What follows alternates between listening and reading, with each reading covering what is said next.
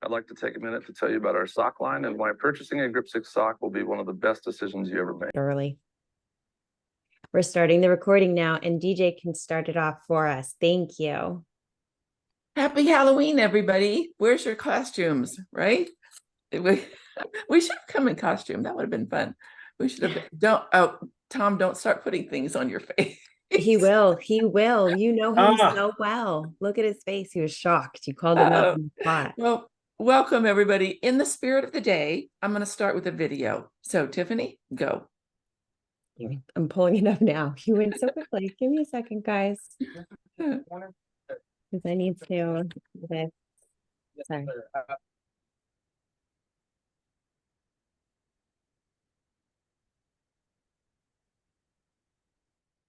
Like do good deeds and clean up. Well, I got kicked out almost immediately by the police, and rightfully so. I didn't know that this was a sacred river, and you're not allowed to even touch the water here. But since then, we got special permits and Sorry. dive in this river and find anything anyone is lost, as well as pick up trash. Sorry, guys. I've lost you and everything. This is not ideal. It's okay. We'll come back. Oh, okay. All right. You're muted, Tiff. Can you also hear it, though? I want to make sure you can hear it. It's not playing. Here it comes.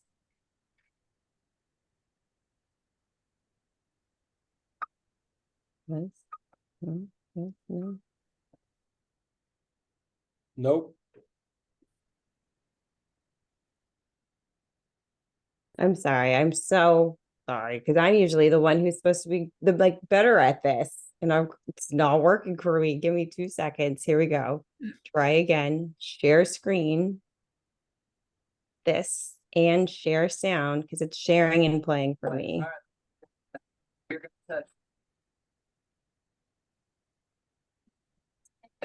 San Antonio River for the very first time.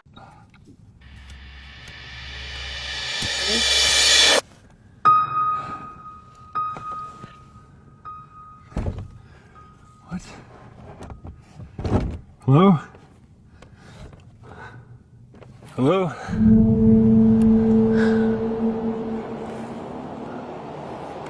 Where am I?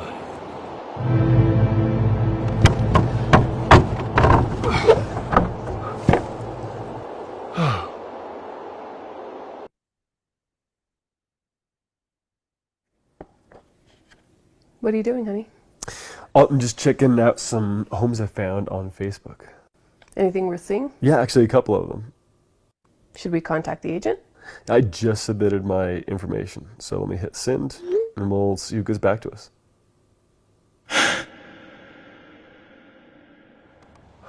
What is this place?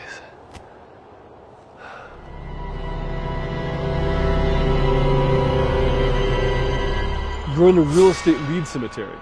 This is where real estate leads go to die if they're not followed up with. Wait, so I'm dead?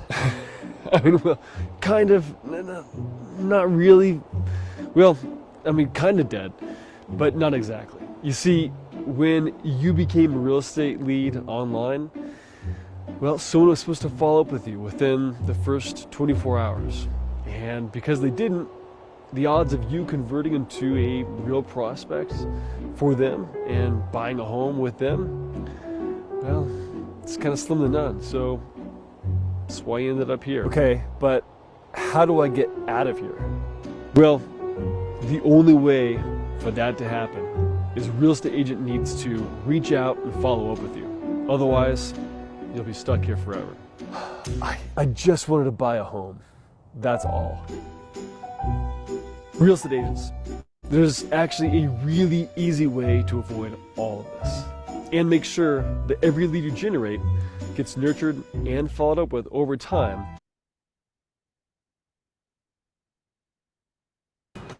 So, how many wasn't that fun? That was awesome. It's actually an ad. That was really good. Really good. So what I'd like to ask now is who out there has some really good tips on follow-up? Jump off mute and share some follow-up tips that really work well for you. Lizette. At the beginning, and sometimes where I'm all over the place and I feel like I can't write it down or on because let's say you're just beginning, put a reminder on your phone automatically. Like call this person, specify this person on Friday at 9 a.m. Good idea. Who else? I love to follow up with a video message. Great. I think that helps people connect with you as a human. Perfect. Who else? Come on. Somebody else has. DJ, I like to set reminders in KV Core. And that's my my start of every day. So I check those reminders and see what I have to do today. Otherwise, I will forget about people. Me too. Anybody else have some sharing that they want to do for follow-up? What is working? I have campaigns that I create. So I just put a hashtag on them, and then it will remind me with a campaign or send them text or email over like a 2-week period. Great job. Thank you. One more person, and then we're going to move on. Yes, we have a lot to do today. Come on. Somebody. Tony, how do you follow up? I was just trying to unmute myself. I got a few different ways I follow up. I'm old fashioned, so I use notebooks. I use calendars that I view every night. I view it the night before, who I got to follow up with. And a lot of times I'll put an alarm on my phone, who I got to follow up with. Super. Reminding me like an hour before, 2 hours before that. I think one of the things that was really interesting to me when I looked this up was that agents who called back within an hour were 7 times more likely to get the lead and to turn it into a sale. 7 times more likely than even waiting, within 60 minutes. If you call back within immediately, then if you do it, you are going to be more apt to get that lead than if you wait 60 minutes or more. And then the other thing they said was that, oh, that's within 5 minutes, sorry. The other thing is that with email marketing, the first follow-up email is the most effective, boosting the reply rate by 49%. Sending up to 3 follow-up emails can increase your success rate by over 80%. And on the average, it takes 5 to 8 follow-up touches to generate a conversion or a meeting. And 80% of sales follow 5 follow-up calls after the meeting. And 44% of salespeople give up after 1 follow-up attempt. That'd be me. I'm really bad about that. And 92% of people give up after the 4th call. So 1 more call was all it would have taken. Pretty interesting, huh?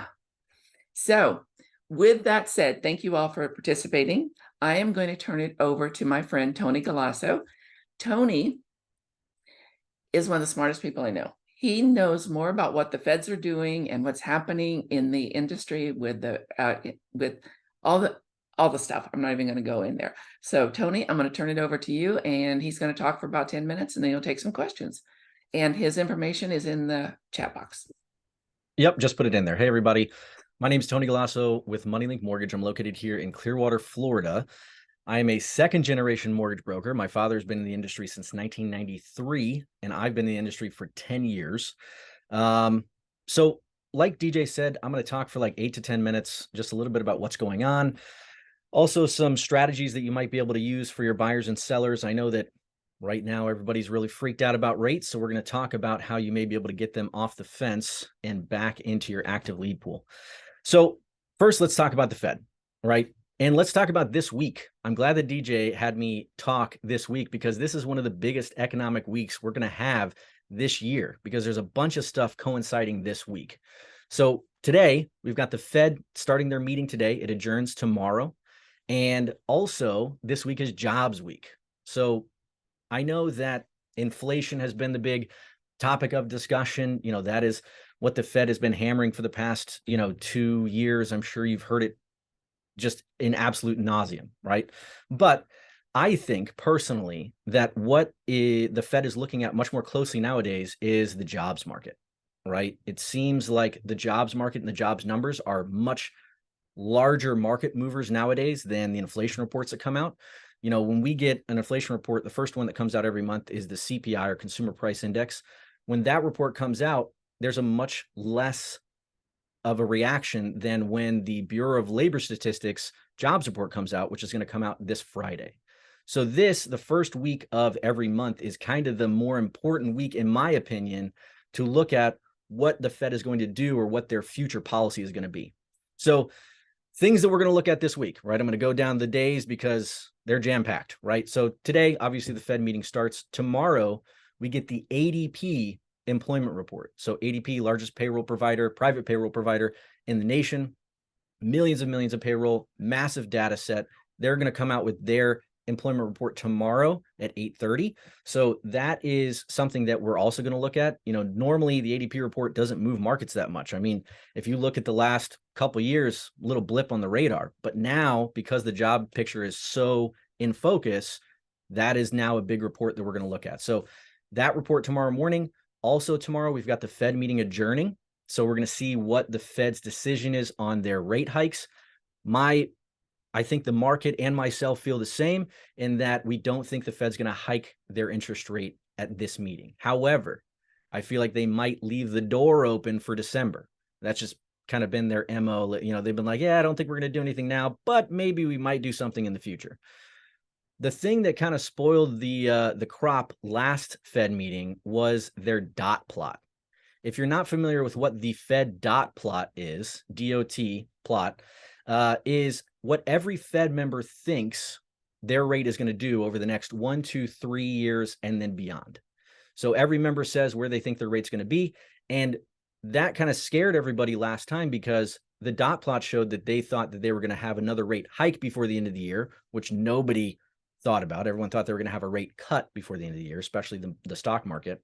And also next year, they think they're only going to cut their rate 1 to 2 times instead of the 3 to 4 that the market had baked into, you know, what they thought was going to happen.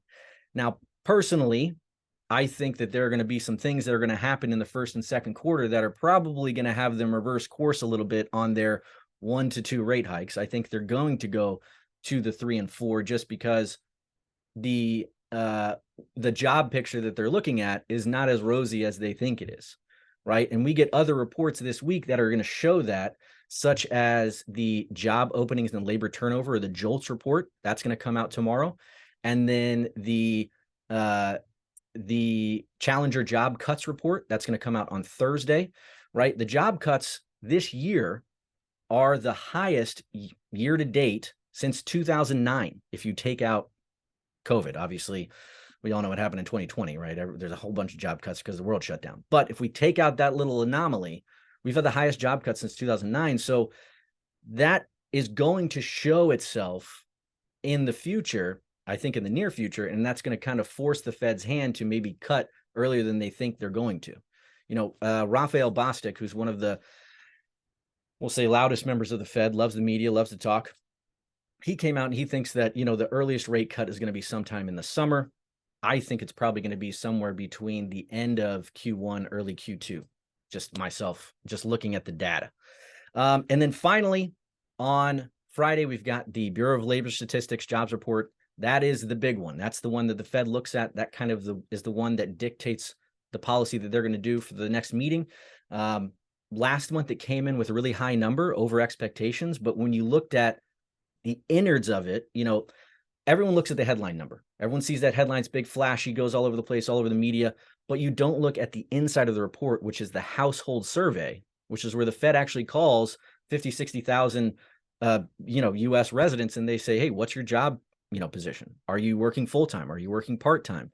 How long have you been unemployed? They look at all those metrics, and what that household survey showed, which, kind of helped us in the days after the knee-jerk reaction to the headline number, is that there was a big increase in part-time jobs, not full-time jobs. We had 150,000 increase in part-time jobs, but we had a 22,000 loss in full-time jobs. So shows a little bit of a different picture. And I know that the Fed is going to see that because they really look at the data within that report. So to conclude kind of the Fed conversation here, I guess, what are we looking at? What are we trying to find out to give to our prospects? I mean, myself included, to my people who are on the fence or who are looking and reading my weekly email that I send out to them where I talk about this type of stuff, is no longer are the Fed rate hikes our friend. There was a time when inflation was really high that the mortgage market actually liked when the Fed hiked rates, because that was, signaling that they were trying to, fight inflation and bring inflation down. And inflation is the enemy of long-term securities. It devalues them over time. However, now, because the Fed have kept their rates higher for longer, because they've said they've come out higher for longer, people have stopped investing in long-term securities like mortgage-backed securities, right? The mortgage-backed security market is the thing that runs the mortgage industry. It's more people that are investing in 30-year mortgage bonds, the more people are seeing value in mortgages and the mortgage rate goes down. And so that's what we want to see, but less people are investing because they can get 5% in a money market or in a high yield savings account. And there's a ton of people who are shorting the mortgage market. So until the Fed comes out and they say, we are going to stop our rate hikes, that's going to be step one. When they come out and actually say that we're going to stop, not pause, not take a break, when they say we're going to stop our rate hikes, that's going to be the big thing first. And then number two, when they do that first rate cut, you're going to see a huge reaction, I think, from the mortgage market. And we're going to see a big influx of investment to the 10-year treasury. And usually the 10-year treasury is in lockstep with mortgage rates and mortgage-backed securities. So that's kind of just letting you know what you can look forward to and what you can kind of keep an eye on with your clients, is that I think definitely next year, when they do that first cut, that's when it's game time. And, there's a lot of other data we can talk about, as far as when rates drop, how many people are approved and all these other things. But as far as your buyers, who say rates are too high, please, please, please make sure that you're talking about temporary rate buydowns. If you're not talking about temporary rate buydowns, you're doing your clients a disservice, because and I'm going to use a real world example. I just closed somebody on Friday who had a temporary rate buydown, $405,000 purchase price, putting 5% down, 7.5% interest rate, right? Not super great. And right now they're trending a little bit higher than that.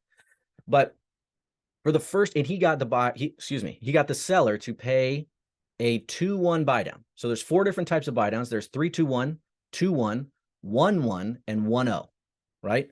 The most popular ones are 2-1 and 1-1, which means that for the first year, instead of a 7.5, his payment's going to be based on a 5.5. And for the second year, it's going to be based on a 6.5, right? So 2 down the first year, 1 down the second year. So for the first year, he's going to save over $500 a month in his monthly payment, right? Because it was paid for by the seller. For the second year, he's going to save $250 a month. So he's saving a significant amount of money every single month for the next 2 years. And then he's going to be able to refinance and take that savings forever, right? Because rates are 100% going to go down. I'll bet my profession that rates are going to go down in the next 2 years, right? So that is something that you need to look at. Now, that I understand, cost-wise, that 2-1 might be a little much, right? It's around $9,100 for the seller to pay for that, right? So that's a pretty hefty seller concession, about 2.2%. But if we go to even just 1 down, the 1-1, right? They're still getting that $250 a month savings for 2 years. And the cost goes from $9,100 to $6,200, right? About 1.5% of the purchase price. So a little bit more palpable maybe for a seller, right? So that's one thing for your buyers. And then for your sellers, right? That's the big thing right now. That's what everybody's talking about. Sellers are not moving. They don't, they don't want to trade their 3% interest rate for 7.5%. I get it. I totally understand that, right? But the other thing that we're looking at right now is consumer debt, right? Credit card debt, if you're not aware, is over $1.1 trillion in the US. It's the highest it's ever been, right? The average car payment right now is over $1,000, right? And they're probably getting 10, 15% interest. You know, if they're going buy here, pay here, forget about it, like 25%, 30%. So it's not going to work for everybody, but pick up the phone, call your past clients, see how they're doing, check in. If they are, maybe you saw on Facebook, maybe you're Facebook friends with them, and you saw they had another kid, and we're talking about these move up buyers. Well, right now, home buyers or home owners have a record amount of equity, right? They have, at least in my world, and when I look at my analytics, they have around $200,000 in tappable equity. Well, that's still keeping 20% in their pocket, because we can only do refinances up to 80% loan to value, right? So just add another 20% on top of that. And if they sell their home, don't take all of that and put it towards the next house. Take a chunk of that, pay off all that high interest debt, and then the move up house doesn't look so scary. No longer is it $1,000 more a month because you just paid off $900 worth of high interest debt. So now maybe it's within $100, $150, a little bit more palpable. And then in the next 2 years, we can refinance them, take it all the way down to nothing, right? Or maybe even save them money on the move up house, right? Because we paid off all that debt. So again, not going to work for everybody, but it's just something that you can have in your arsenal to help people make the decision to get off the fence and back into the buyer pool or back into the seller pool. And, you need to remind them that, and I think this was a NAR statistic, a National Association of Realtors statistic, where, every percent that rates drop, 5 million more people become approved to buy a house. So instead of it's just, you and one other person go up against a house, we might see something like 2020, 2021 again, where you've got 5, 6, 7, 10 people going up against the house. So less competition, better stuff for your buyers. That's all I got for today. If you have any questions, please let me know. I appreciate your time. Does anybody have questions for Tony? Come off your and ask questions. I know it's probably like drinking from a fire hose. I apologize. No, I do have a question about refinancing. Yeah. So from what you're saying, I always thought that you could refinance after 6 months. Mm-hmm. But what you've said today, I don't know if that is only when you're doing a mortgage buy down or whatever, a rate buy down rather. Anybody can. Unless you're doing some funky stuff like non-QM, the old subprime, right? There's no prepayment penalties on anything. So you can refinance whenever you want. So that's actually I'm glad you brought that up, Julie. That's one cool feature of the buy down, right? So one cool feature of the buy down is that, let's say that seller paid the $9,100 that we talked about to buy that rate down for 2 years. And let's say 12 months from now, mortgage rates just plummet, right? So we've got $4,000, let's say, of unused funds that the seller paid for that technically would go towards another year of buy down. What we can do is we can reappropriate those funds towards the refinance. So instead of, them just that money going nowhere, we can take the unused buy down funds, put it towards the refinance, and essentially refinance them for almost nothing, because the average refinance cost is probably going to be somewhere between $4,000 and $5,000.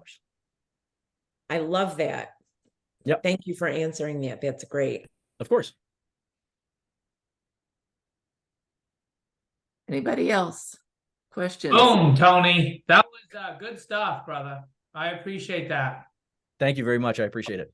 A couple of things I caught. The average car payment is $1,000 right now. Yes. That's insane, huh? Yep. And then you said every time that rate drops 1%, then 5 million people more qualify for a mortgage. Yeah. I'll try to find that. If you want to shoot me your email, I'll try to find that article for you. So it's all a crystal ball, right? Nobody knows. Any idea on when they may announce no more rate hikes? If they do cut, what kind of percentage we're looking at as a rate cut percentage? I mean, it's tough to say. And then, do you have any concerns over prior buy downs coming back to bite us in the butt, seeing these job cuts? Prior mortgage rate buy downs that have been done. Let's say buy downs that have been done for the last year. I mean, any concerns on them coming back to bite us in the butt, seeing that we've got this highest job cut since 2009? I don't personally, I don't think so. But, you know, and as far as, you know, the buy downs, you know, when we qualify somebody for a buy down, we're qualifying them off of the highest rate. Of the right? prevailing rate. Right. Yeah. So it's, you know, it's Okay. just kind of icing on top of the cake when they get the buy down. So technically, you know, if we're doing ourselves right as a mortgage advisor and not, you know, squeezing every juice out of the lemon, they should be okay, you know, even if that rate does go to the prevailing rate that they initially got. But, you know, I think that personally, you know, again, crystal ball type stuff, right? Personally, I think that next year is going to be pretty good for rates in the second half of the year. Just because with this higher for longer stance, you know, we could get into a million different scenarios, but, you know, just keeping costs higher is going to squeeze, you know, the lending industry for everybody, right? So all the banks, everybody who's getting a loan right now, everybody who needs commercial financing, you know, that's where you're going to get the highest cost. And so if you keep that too high for too long, something's going to break. And then, you know, it's going to be, rates are going to come down anyway, right? They're going to have to come down. And when they do, if they are able to make it not so hard of a landing, I think that their first rate hike is going to be small, but it's the significance of them starting to reverse course and cut versus hike that I think the market's going to like. The market's very emotional these days, as everybody might know, you know, if you have money in stocks and stuff like that. So the fact that they cut instead of keep it the same or hike is going to be huge. And they might be an 1/8 of a percent or a 1/4 of a percent, something small. You know, it's probably not going to be a half at first, unless it's some sort of emergency rate hike that has to happen, like, you know, that happened back in COVID times. But yeah, I think that it's going to be small, but the significance is just the reverse course. Gotcha. And I don't want to go off topic. I saw something this morning, Hometown Heroes. Is there funds available now or will be? And what's your thoughts on that? If you do them.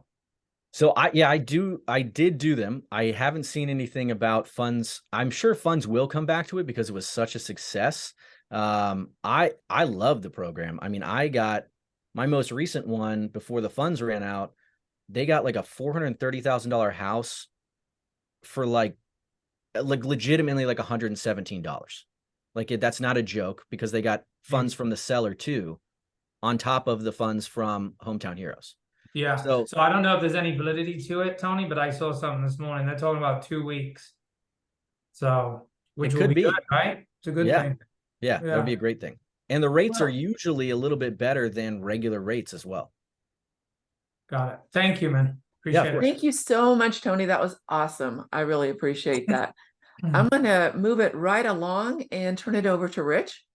Rich Ganem is going to talk about the buyer broker agreement and how to get it signed. So go, sir. Hi, everybody. I think this is kind of timely and fitting. If you've been paying attention and watching, you know that there have been 2 weeks now where we've been actively talking about using the buyer broker agreement, how to use it, different strategies, things of that nature. And if you've been paying attention, you know that there was this class action lawsuit filed against NAR and a few national brokerages, Keller Williams Home Services, and a few others. Settlement the jury just got done deliberating, and I think what we're going to see is probably not going to be too favorable for our industry. So this is a really great conversation to have. Out of curiosity, who uses a buyer brokerage agreement, an EBBA, exclusive buyer agency now? So four of the 37 of us. Okay. So for those that don't use the buyer broker agreement, what can you share, if you're willing to share why you choose not to use one of these? Back when I was burning and churning buyers, Rich, I don't know. I was probably scared that they wouldn't sign it. I was scared to bring it up. I would meet them that one time and hopefully build that relationship and win them over. I mean, over the years, I lost countless transactions, right? Other agents, new builds. Looking back, yeah, I should have used it. Yeah. I don't know. I have a team here in Cleveland, and we were doing our one-on-ones yesterday. And one of our agents said, hey, she was in a funk, right? And I said, hey, what's going on? Talk to me. Let's talk through this. She goes, you're going to be really mad at me. I won't be, promise. I won't be. She goes, my client went and bought a house or bought a piece of property without me. And she went right to the listing agent. I'm like, how'd that feel? She goes, it hurt. I'm like, so how much was it? She was $395,000. Now, if you got paid at a 3%, right, you're talking just under 12 grand that you're not taking home. Out of fear, right? We don't have those conversations. Now, there's a couple different schools of thought, right? Like, there's the school of thought, that if you're the speed to lead type of person, you're buying Zillow leads, you're buying Realtor.com, you have these online buyer leads. It's the speed to lead game, right? It's they're calling. How quickly can I answer the phone? How quickly can I get them in the house? So if you're going to take the ALM approach, and for those that don't know what the ALM approach is, it's three different. It's an acronym, ALM. It stands for appointment, location, and then motivation. So the first thing, in that speed to lead is, that you get that lead and it's like you set the appointment and you worry about the rest of it later, right? There's no judgment around the ALM model if that's the way you choose to go, because it has statistically been proven that model works. There's also the LP Mama approach, right? Where you're talking specifics around trying to pre-qualify that buyer and go through that conversation, location, price, motivation, agent, mortgage, and then the appointment, right? Again, there's not a right or a wrong way to do it. However, would you list a property without a listing agreement? Would you hire a photographer, pay for a sign to be installed, pay for all the advanced editing? Would you take a listing without a signed listing appointment? You can't. You can't, right? No. Your brokerage, our brokerage, it's a requirement. Yeah, they wouldn't allow that, right? We can't market a property without an agreement. And yet we have the ability to work with buyers without an agreement with them. So what we've developed, and we've R&D'd this from a few different places, right? So none of what I'm going to give you, I created myself. This is all 13 years of putting this together, trying to making it work for not only for my business, but for other folks, right? So each state is going to have different requirements. Each state is going to have different protocol. So what I'm going to talk about is going to be a broad stroke of here's what we do in Ohio, and here's what some folks do in Florida. If you're outside of Ohio or Florida, you're going to want to go to your broker or into your broker room and ask, what that guideline and what that practice is.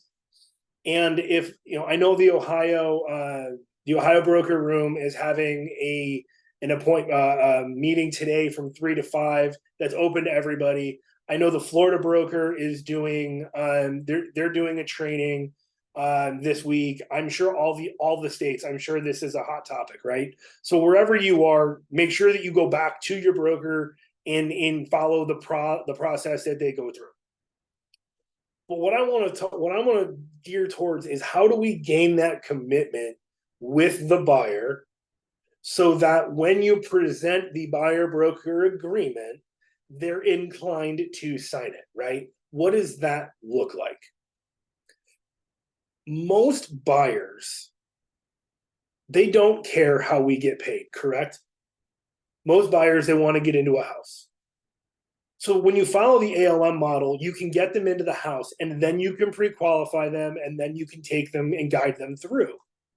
Yet how many of us are still in markets where you're seeing really low inventory and you're still seeing multiple offers.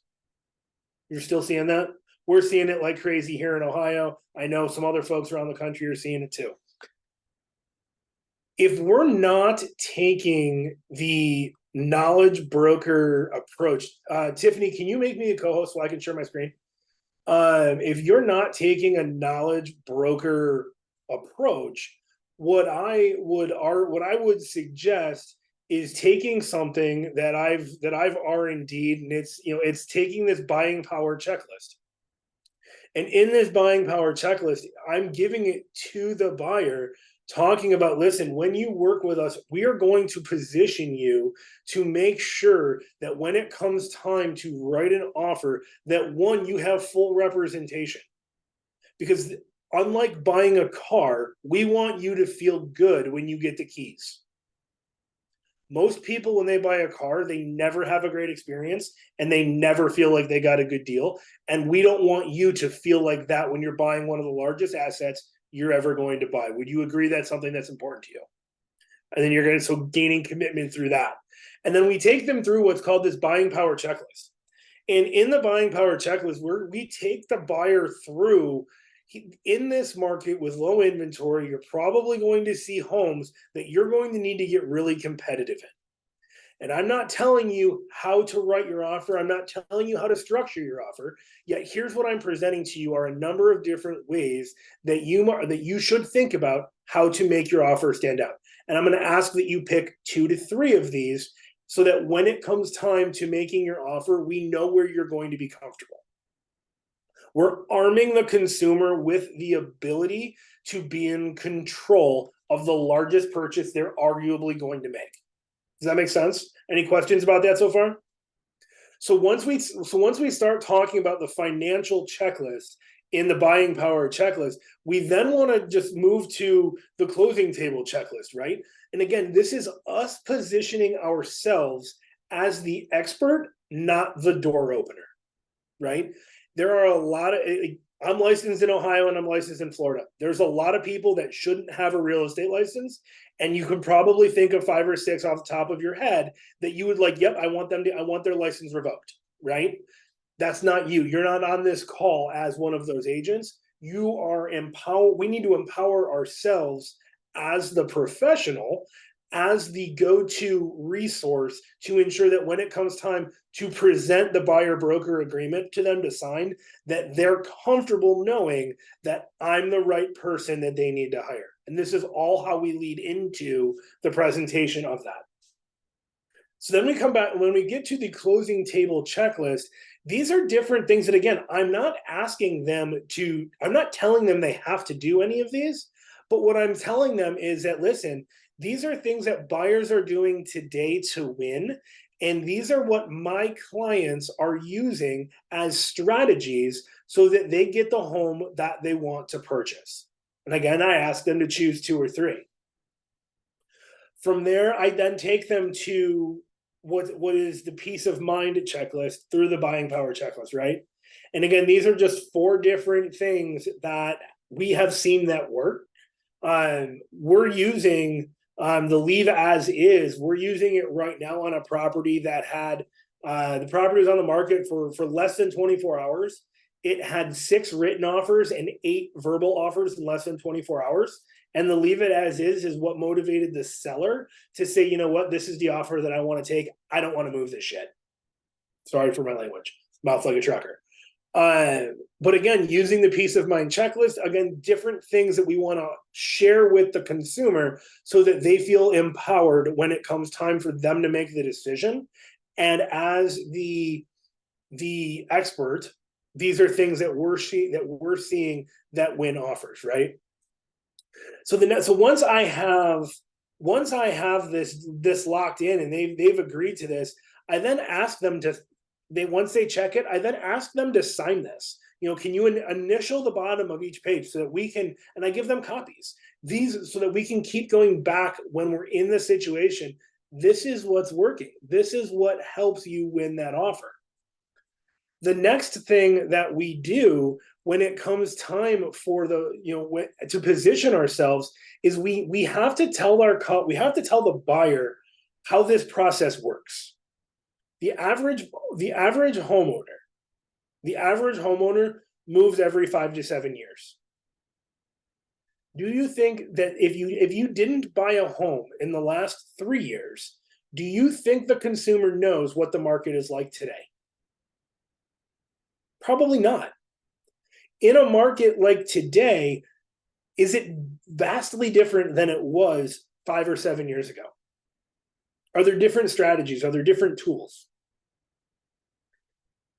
Do you know that 2/3 of all homes that go under contract, 2/3, so 66% of all homes that come out of contract fall apart for something other than price and terms? You might even start to be seeing this, right? 2/3 of the homes of the contracts that you're going to write are not going to be the original agreed upon terms. Do you feel that? So in a market that's changing, how are we going to position ourselves as the expert? We have to be able to tell this story, right? Because to a buyer, and this is the same thing that we tell our for sale by owners, right? To a buyer, yeah, you can go and find a house. That's the easy part. Finding the house is the easy part. Getting under contract and seeing it through close, that's the hard part. That's where we earn our money as realtors, right? So how do we do that? We do that in a couple different ways. And the first way that we do that is by ensuring that this is Ohio's. I don't know what other states look like. So if this is not yours, please reference yours. But one of the ways that we ensure that you get to closing is ensuring that you have the representation that you need so that somebody's there fighting for you and negotiating on your behalf. So as we go into this process together, as we journey down the path of you becoming a homeowner in your next home, in your first home, in your last home, whatever that is, that you have somebody that is working for you the entire time. And we transition from the buying power checklist directly to the buyer agency rep agreement, right? And we explain it, just as is, right? This is an agreement between you and me that I'm going to work for you on your behalf to ensure that you get the best house at the lowest price and in the most favorable terms with the least amount of headache. We're going to do that a couple different ways. And by the way, I want you to know that signing this does not obligate you to buy a house. But what this does by signing this is it obligates me to work for you in your best interest. Because at the end of the day, you're not buying a car. Because when you buy a car, who are you negotiating with? There's nobody that actually is helping you get the best deal, right? Well, we don't want you to buy a house just like you buy a car. When you buy a house, you need somebody to represent you. So we go on to explain, that this is not an agreement that forces you to buy a house, but this forces us to work for you in your best interest. It also then goes in to say that if the property is purchased that is not listed with a broker, then we will negotiate a fee to be paid of not less than whatever percent is that you charge. And if the owner is not willing to pay it, then we are going to ask that it get paid through escrow at the time of title transfer. And that's how I say it. I literally say it just like that. My job is to have the seller pay for pay my fee. And if they don't pay all or part of, I'm going to ask that it gets paid for through escrow at the time of title transfer. And then we go, we talks about the transaction fee if you charge one. The retainer fee we don't see a lot in residential. So if you're a commercial agent, you might use the retainer fee, or if you work with with big powering investors that are buying multiple properties, you might work on a retainer at times. And then and again, this is Ohio. So then it ends with the fair housing statement, and I say, listen, I want to work for you. I'm ready to get started working for you. But in order for me to work for you and in your best interest, I'm just going to ask that you sign this. And in signing it, you're going to get me working for you to get the best deal at the best terms at the lowest price with the least amount of headache. Are you ready to get started? And that is how I present this to buyers. I present it, I would say 90% of the time. There are, Tria's on the call, she will vouch that there are times, and she rides me like Seabiscuit when I don't get it signed. But there are some instances that I haven't gotten it signed, and yet, by and large, this is the path that we coach and train our agents to follow, so that one, they're working with people that actually want to work with them, and two, it empowers the agent to not be a door opener. There's an app called Showami for that. If you need to be a door opener, go download Showami and take your $20 to open the door. And yet, our job is to be a consultant and the knowledge broker. And it starts in that initial conversation, whether it's through the ALM model, right, where you're setting an online lead and it's speed the lead, set the appointment, have the consultation in the driveway, in the living room, whatever that looks like, or through your buyer consultation in LP Mama, you can go through it that way as well. And yet at the end of the day, our goal is to gain commitment with a signed buyer's agreement that they're willing to work with you, you're willing to work for them, and this is how I get paid. Because most of the time they don't know. They don't know how we get paid. And how many times has somebody asked you, well, how do I pay you? Right? People ask me probably once or twice a month, how do you get paid? Well, and those are the people that I haven't taken through this. What questions do you have, if any, about the buyer agreement, the buying power checklist, ALM, LP Mama? What questions do you have? Most of the questions are, can we have a copy of this? And that's been in the chat a few times. A copy of the buying power checklist? Yes. Yes. Thank you. I can put a copy. I should be able to add the file. Yes. So I will do that. Thank you. Hey, Rich. Yeah. I don't have a question, just have a statement. And the way you delivered the message through the checklist was them actually coming to the point of going, all right, this is really what I want to do. Because now you're being informative and you're preparing them, and you're getting them into a position where they go, hey, this realtor is knowledgeable, professional, and is giving me everything that I need to prepare for what I need to do. No other realtor does that. I've never, ever heard of an agent give a buyer a checklist other than saying, go get pre-approved first. One of the questions that I love to ask when I meet somebody at an open house, or when I meet some random person and I want to set that buyer consult, or I want to set that appointment. It's as simple as, has anybody taken the time to spend 10 minutes explaining what it's like to buy a home in today's market? 90% of the time they're like, no. And I'm like, would that be something that would benefit you if you knew going into before you even went and looked at a house, if you knew exactly what to expect before you started the home buying process? And they're like, yeah, absolutely. And then take them through the whole thing. Right? Because to your point, Tom, they're going to be the ones that say, I don't want an escalation clause. Or I'm willing to do this, or I'll pay some closing costs, or whatever it is. We're empowering them and explaining what the market's like. Because they know all they have to do is go on Zillow and hit request more information, and somebody's going to call them. But are they actually going to take the time to share what the process is going to be like? And what I found especially with the agents that are with us, with Cleveland Home Specialists, is when we don't take that time to go through the process, where we rush to get them in a house, we rush to write an offer, and then we come back to them and say, we're like, hey, we're in multiple offers. We need to give our best offer in the next 12 minutes. What do you want to do? How bad do you want this house? What are you going to do? And they freak out, because we didn't set the stage with them of, if we're in multiple offer situations, here's how this is going to go. We have to empower the buyer because they have access to the information already. They need to get in the house and they need to know how to write the offer. That's the value that we bring to the table. It's the second part.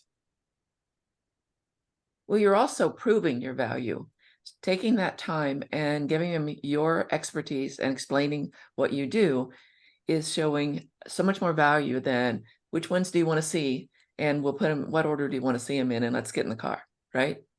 Anybody can set you up on a home search and through the MLS. Anybody can send you to Zillow. Anybody can tell you, go talk to this person and get pre-approved. That's not the hard part. That's not the hard part. That's the part that anybody with a license can do. So hopefully that you'll go back and you'll listen to this because it's going to be taped and on the community workplace site, and learn what he said, because that was really awesome. Thank you very much, Rich. I appreciate that. My pleasure. Anybody else have a question before we move on? Okay, well, I'm going to do the screen share, and you guys know how fabulous I am at this. So we're going to see if I can do this. And see, can you see my certificate there? Yes.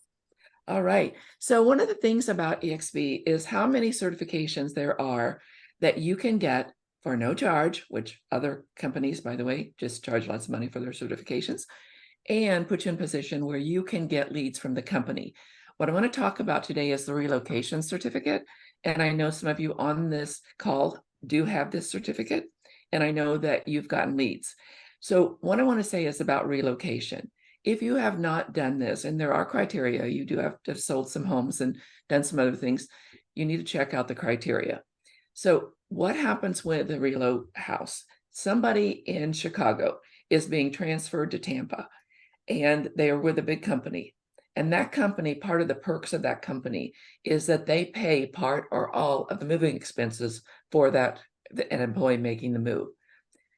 In doing that, they like to have control over who is going to work with their employee because they want them down there safely, soundly, and quickly. So they hire people like EXP and to provide them with quality agents. Guys, it is a given deal. If you get that lead and you do your job, unless they die in the car accident on the way down, you're going to make a sale. So if you have not looked into these, please do so. So here's the information about, wait a minute, that's back. That's not it. Well, okay, never mind. We'll do that later. So here's the thing. What do you do? There has to be a way for me to go back, isn't there? All right, we're just going to do it this way. Okay, so what do? You go step one, you join the REO Mastermind Workplace Group. 2, you take the certification. It's 4 modules. How do you do that? You sign up, and then the dates below are on the bottom. November 1st, which is tomorrow, is module 1. If you want to do it, you better get in line right away. However, you don't have to do them in order to get certified. November 2nd, module 2, November 14th, module 3, November 16th, module 4. That means that by the end of November, you could be qualified to start getting leads. Now, there's nothing wrong with that, you guys. That is a great deal. So I just wanted to make sure that you know, we're going to talk about the other certifications one at a time as we go through, and then the other things that EXP offers that other brokerages don't offer. So anybody have any questions on the relocation program? I just want to throw out that Nancy Stanfield closed over an $800,000 relocation just recently. Well, Liz just did one in Winter Haven. I think it was about 600,000. Yeah. So regardless of what state you're in, where you are, this program holds true. And people are moving into your city every day, and they are part of the relocation program. And if you're not certified, guess who gets it? Not you. So DJ, so you join the Facebook group. Where do you then sign up for the modules? Rivenos.com/training. Dave Gresco just put the link in. Thank you. Thank you, Dave. Yep. And so really simple, 3 steps. Join the workplace group, take your classes, and get ready to join to get opportunity. And make sure that you are following up within the 5 minutes or at least within the hour when you get a lead, because it will not stay there and wait for you. So any other questions on that? All right. And then, so as we go and down to our last 4 minutes, upcoming events, 10:30 tomorrow, no, Thursday, 10:30 on Thursday, Anna's in Florida. There's going to be a black belt or a buyer broker agreement workshop in the auditorium. So check that out. At 1 o'clock, we have our black belt training, and we have Emily Terrell, who is a Tom Ferry coach, who's going to talk about the top 5 tools you can use in your business today. And one of those is AI. So mark your calendar, 1 o'clock on Thursday. And then on Friday at 8:30, if you're a new agent, George Philbeck is going to talk about working with buyers. And at 11 o'clock, there's a big agent meeting. And then next Tuesday, we're going to do this again. So mark your calendars. I've got 3 minutes. Who has something smart to say? Hey guys, I don't know if this is smart to say, but next Thursday also, so a week from Thursday, Barbara Pike Gonzalez will be our black belt speaker. She's founder of GeForce PR, and she's going to talk to us about personal branding. She's worked with agents in the past. She's great. So tune in for that. It's so important. Personal branding. Yeah, the 36 people we still have on here, look for Tuesdays and Thursdays calls. GoGo will be the 16th, I believe. And these high-minded individuals, let me tell you, they get paid thousands of dollars for 1-hour sessions. And they're doing these as a give back courtesy to help us with our business. So nice job today, DJ. Great information. Rich, nice job. Tony Galasso, great, very informative. It's perfect timing for what we need. And everyone's having this fear of what the real estate market's going to do because of the lawsuit. Who cares about what they're going to do? We have no control over that. We just have to be better prepared to work with these buyers and assist them. And that checklist was amazing. And just be happy that you're here, because I talked to an agent yesterday and she said, what lawsuit? So many people that are in the smaller brokerages, they just don't even know what's going on. And having the information that you get here, and then the black belt people, come on guys, this is awesome. Tell everybody you know to show up. And if you are thinking about recruiting, or you know somebody you think should be at EXP, invite them. They're more than welcome, right? Everybody. Absolutely. So thank you guys. Thank you, Tiffany. You did a great job. I appreciate you and I hope you enjoyed my video, and have a great, great Halloween. Everyone stay safe. Thanks, Thank DJ. Hey, thank you guys. Thank you for your Bye. time, Thanks, everybody. guys.